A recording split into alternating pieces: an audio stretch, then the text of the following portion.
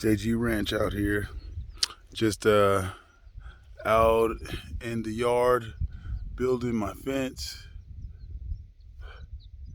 Thought I'd stop and take some footage, let you guys see. This shit is hard work, man. This shit ain't easy. I'm already probably like an hour in, and already got a lot of it built up. So it's my new enclosure.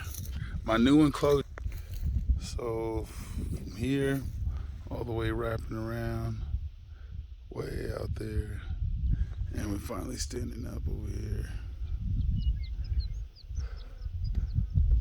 My new enclosure for the new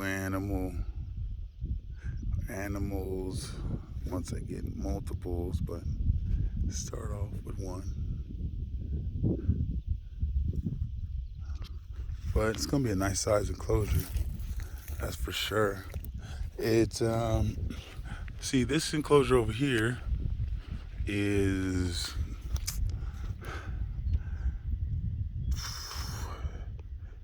200 foot diameter, so like 50 square feet. But this one right here is I believe is like 360. So it's gonna be a little bigger than that one, and it's looking beautiful out here.